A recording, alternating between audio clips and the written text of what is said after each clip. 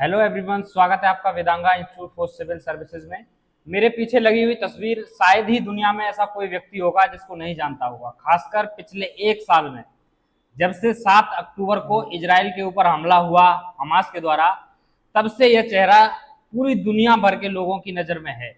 ये हमास के चीफ हैं जो कि वर्तमान समय में हमास के प्रमुख थे, और आज ये सूचना है कि इनको ईरान के अंदर इजराइल की एक मिसाइल अटैक में जो है वो मार गिराया है। ये खबर इतनी बड़ी है कि पूरी दुनिया में इससे हलचल है और दुनिया ये अंदाजा लगा रही है कि अब शायद अरब एक बड़े वॉर की तरफ जो है वो तेजी से बढ़ रहा है। ऐसा क्यों हुआ कि इस तरीके की बातें की जा रही हैं? देखिए, ये टाइम्स ऑफ इजराइल की खबर है जिसमें दावा किया गया है कि एक मिसाइल अटैक में इस व्यक्ति को मारा है, यानी कि हमास के चीफ को मारा है। लेकिन इजराइल की जो आर्मी है अभी तक उसने इस पर कोई ऑफिशियल स्टेटमेंट नहीं दिया है कि इसको कैसे मारा है। लेकिन इजराइल की मीडिया ने यह साफ कर दिया है कि इसको मारा गया है मिसाइल अटैक से, और मिसाइल अटैक से मारा है ईरान की राजधानी तेहरान के अंदर। तेहरान में इस समय दुनिया भर के जो है वो वर्ल्ड लीडर मौजूद है। क्यों? आपको पता होगा कि कुछ समय पहले ही ईरान के राष्ट्रपति की एक हेलीकॉप्टर हादसे में डेथ हो गई थी। उसके बाद वहां दोबारा चुनाव हुए और एक नए राष्ट्रपति का चुनाव हुआ। उसके बाद राष्ट्रपति के शपथ ग्रहण में दुनिया भर के लोगों को जो है वहां बुलाया गया था, खासकर वो देश जो ईरान के मित्र देश हैं, जिनमें से एक देश आपका भारत भी है।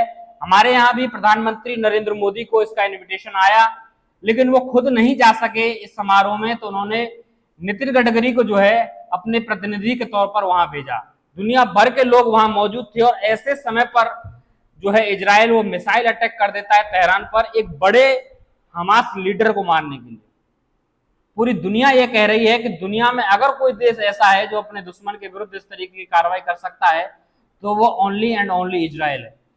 24 घंटे के अंदर अपने दो बड़े दुश्मनों को मार देना ये किसी भी देश के लिए सामान्य बात नहीं होती।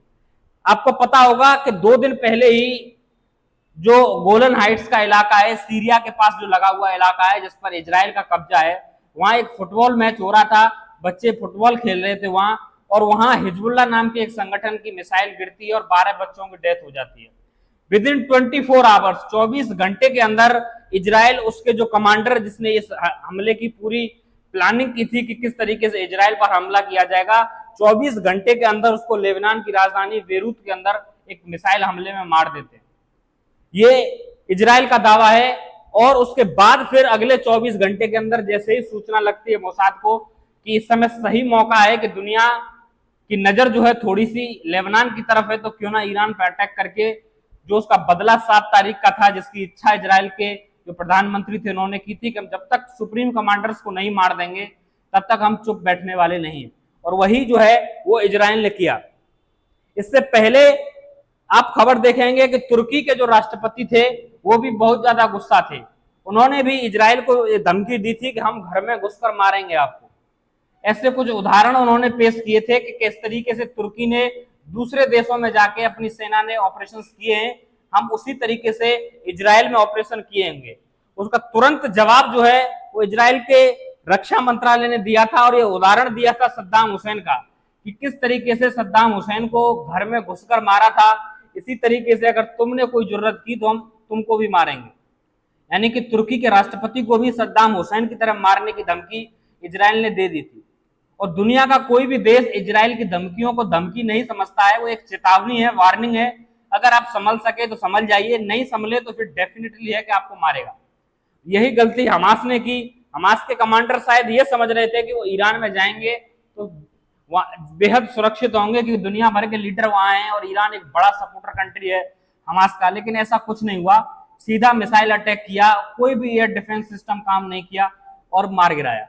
कुछ समय पहले की ये तस्वीर है जब इजराइल के प्रधानमंत्री यूएस के दौरे पर थे, और मैंने उस समय भी आपसे एक वीडियो बनाया था, उसमें इस बात का जिक्र किया था कि यूएस ने क्लीन चिट दे दी है इजराइल को कि वो लेबनान के हिजबुल्लाह संगठन पर अटैक करे और हमास के टॉप कमांडर्स को मारने के लिए भी प्रयास करे ताकि इस लड़ाई को जल्दी जो है वो खत्म किया जा सके। कल जब राष्ट्रपति की जो शपथ ग्रहण चल रहा था ईरान के अंदर, तो वहां 2 देशों को भरे संसद में गालियां दी गई थी। वो 2 देश, एक इजराइल था और एक यूएस था।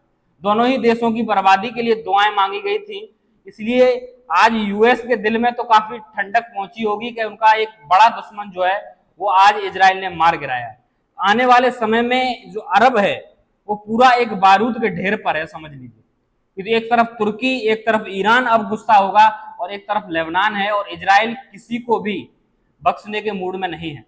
इजराइल ने बाकायदा नाटो के सदस्यों को यह कहा है कि आप तुर्की को नाटो के उससे यूनियन से बाहर कीजिए, क्योंकि नाटो का सदस्य होने के नाते उसके पास यह अधिकार है कि अगर कोई भी देश किसी नाटो सदस्य के ऊपर अटैक करता है तो उसको समस्त नाटो सदस्यों के ऊपर अटैक माना जाएगा। इसलिए इजराइल ने कहा है कि तुर्की नाटो की शर्तों को पूरा नहीं कर रहा है, वो नाटो का मित्र देश नहीं रहा है, उसको बाहर कीजिए नाटो से, ताकि हम उसको भी सबक सिखा सकें।